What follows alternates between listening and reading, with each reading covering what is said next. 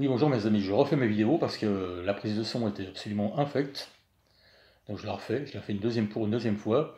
Donc simplement ce que je voulais vous dire, c'est que selon deux moyens d'information que j'ai consultés, selon LCI et selon France Info, en ce qui concerne les mesures gouvernementales qui vont être annoncées dans une heure ou deux, selon eux, il n'y aurait ni confinement, ni couvre-feu pour les fêtes de la Saint-Sylvestre, ni prolongation des vacances scolaires pour les enfants.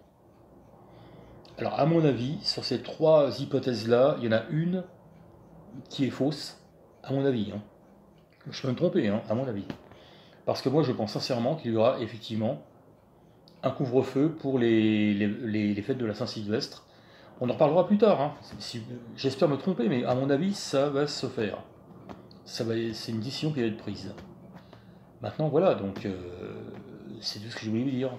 Donc, maintenant, quid des autres mesures? Je ne sais pas, donc on va voir, hein. Euh, Renforcement du pass sanitaire, oui certainement, puisque le pass sanitaire va devenir un pass vaccinal. Bon, voilà, c'est tout. Autrement dit, une vaccination obligatoire pour tout le monde. Et puis voilà, donc moi je voulais vous dire un petit peu les pistes qui vont être suivies par le gouvernement.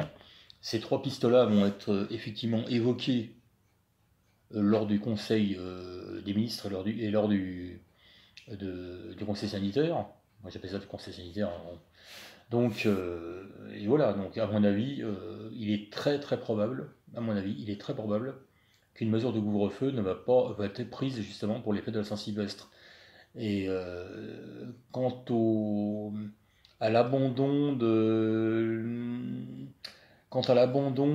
la proposition concernant la prolongation des vacances scolaires et quant à l'abandon de la proposition concernant le confinement, elles ne sont absolument aucunement motivées par des motifs sanitaires.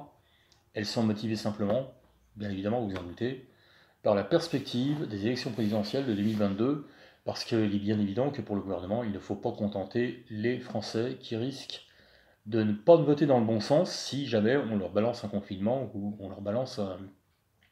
une mesure telle que prolongation des vacances scolaires pour les enfants. Voilà.